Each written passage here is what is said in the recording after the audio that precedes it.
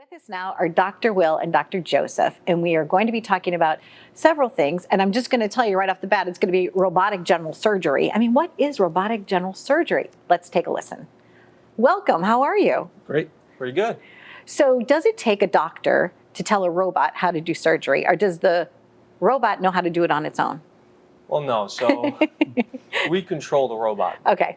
So once the ports are in, the robot gets docked, and then we sit at a console and we control everything that happens to it. Because you've graduated from medical school within the last decade, did you feel that your learning was more geared towards modern technology as opposed to other physicians that might not have exposure to that? Yeah, I think for sure, especially with the robotics, even just in the course of our training, it's kind of grown by leaps and bounds. And, the outcomes for our patients we've seen tremendous benefit with using robotics and different technologies. Yeah. So when you first were in school together, what was it about one another that made you decide that you'd want to go into practice together? Well, to be honest, we didn't know. I met him in a parking lot Okay. when we were doing a rotation together, and barely knew each other really until we got to medical school. Until residency. Okay. When we started doing residency together, and then when you're doing residency, you're with those guys 24/7, basically. So it's a family. So that's really when it happened, and then we started practicing together, doing surgery together, and it's been a great time. Because at that point, early on, it could be very competitive, right? Because when you're getting to that level, some people are going to make it and some people aren't. Sure. Right? And then somehow it became collaborative. Yeah. Yeah, I think, it's really important when you're choosing a partner, you need someone you can trust and someone you can rely on. And I think we kind of saw that in each other, and that's something that, drove us to decide to work together. What do you love best about your patients? The types of people that come through the doors? Well, the people that we see as a surgeon, they have a very specific problem that they want fixed. So, and that's what we do for them. Usually a lot of what we do, especially with hernia surgery, it's a quality of life operation. They have pain, they come see us, and then they feel much better. So it's really rewarding in that sense.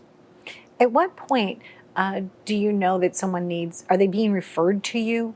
Like, the hernia is like their belly button's sticking out, or they've got like a lump on this side, or, because that's what ends up happening, right? Like something protrudes because their intestines are kind of coming out of where they're supposed to be. Yeah, so hernias, it's very simple. It's Okay. basically a defect in the abdominal wall.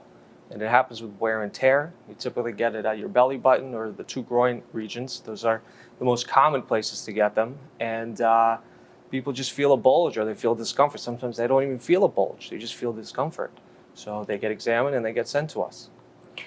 One of the things I heard from people that have had the surgery is that if you have a double hernia, just get them done at the same time. Do you recommend that as surgeons too? And why is that? Yeah, so because we're doing it robotically or minimally invasive, what we do is we place a camera in the abdomen. And that way you can see both sides.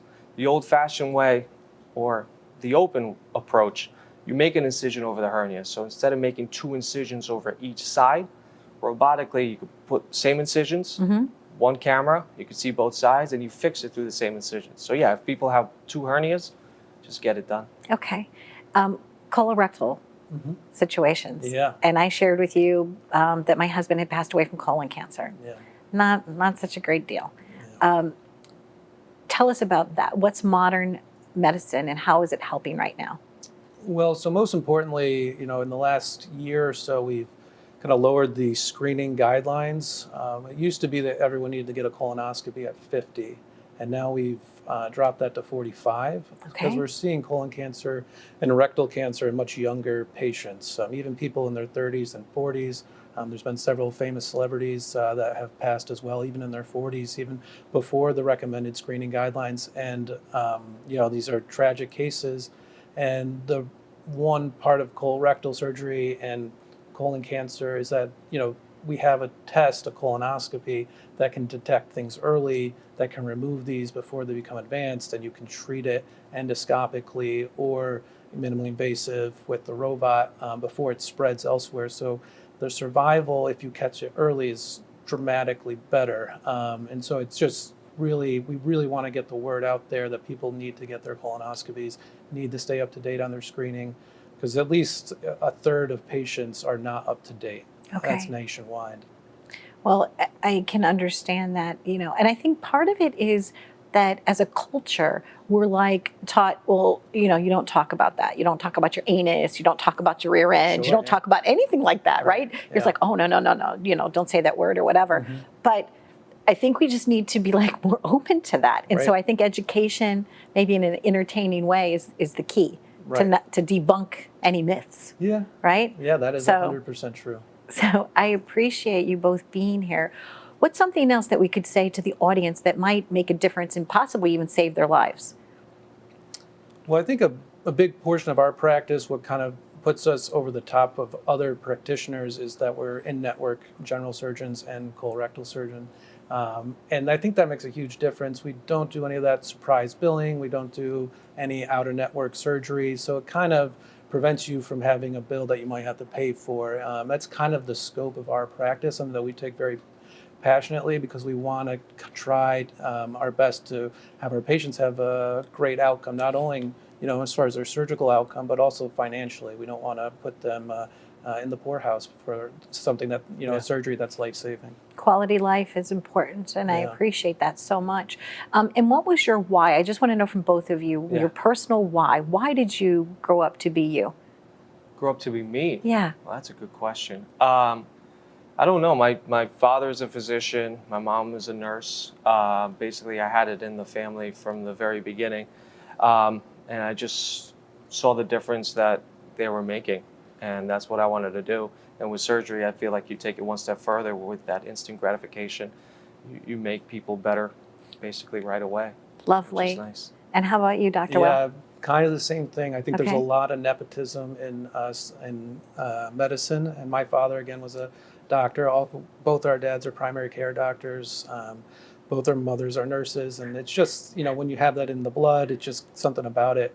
But then I think Joe and I both felt we wanted to go the next step beyond primary care and be, general surgeons and colorectal surgeons. And I think there's something about surgery, the opportunity to, take a cancer out, the opportunity to, fix someone's hernia and make them dramatically better instantaneously with the surgery. It's just something that's very rewarding to me. Well, I just want to thank you on behalf of everyone out there for the time that it took for you to get your degrees, for the hard hours, for the research that you put in, for the dedication to get good grades, and to learn about the newest technology. Thank you, because not everybody can make that commitment. So, and I know that it's a lot that goes into becoming a physician and a surgeon. So good job to both of you. Thank you very much. You're welcome. You're welcome. It's, it's like, yay, and I think you might be right. Sometimes you're around the culture of it, so you understand it, Right. and then they foster that in you. But good job to both of you for Thank you taking very that much. challenge on. Thank you. Stay tuned for more. We've been living it up right here. And please go get checked, please. Okay? Getting checked is no big deal. It really isn't. Thanks for watching.